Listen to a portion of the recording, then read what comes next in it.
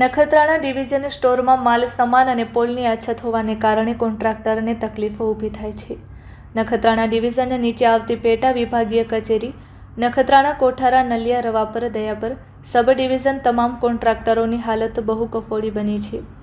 કોન્ટ્રાક્ટરના માણસો માલ સામાન ન હોવાના કારણે બેસાડીને પગાર ચૂકવવું પડે છે, જેનો આર્થિક બોજ કોન્ટ્રાક્ટરને ભોગવવું પડે છે.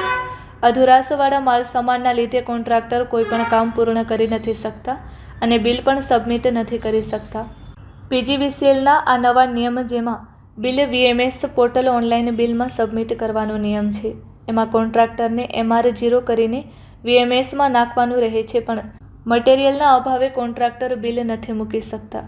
નખત્રાણા ડિવિઝન કોન્ટ્રાક્ટર એસોસિએશનના તમામ કોન્ટ્રાક્ટર હવે પછીનો નિર્ણય લેવામાં આવેલ છે.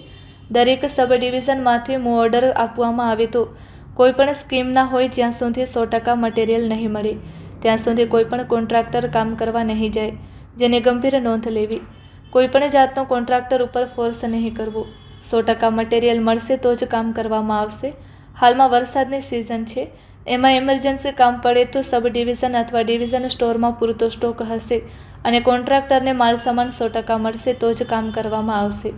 ઇમરજન્સીમાં કોન્ટ્રાક્ટર કામ કરી આવે છે, પછી જ્યારે બિલ મૂકે છે ત્યારે કોન્ટ્રાક્ટરને અનેક સવાલો પૂછવામાં આવે છે કે મટીરિયલ ક્યાંથી આવ્યો અને ચોરની દ્રષ્ટિથી જોવામાં આવે છે.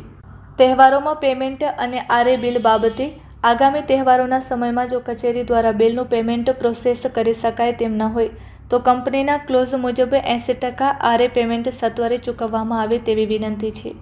લાઇન ઇરેક્શન અને મેન્ટેનન્સના કામ દરમિયાન કામની સ્થળ પર જ ચકાસણી કરવા માટે કચેરી દ્વારા એક હેલ્પર ફાળવવામાં આવે તેવી વિનંતી છે.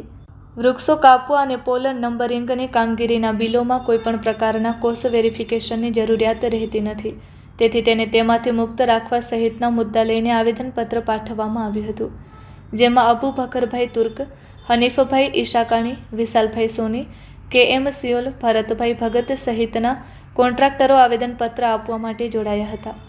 Report by Rameshbhai Bhanushali, Naliya, Abdasa, Kutch.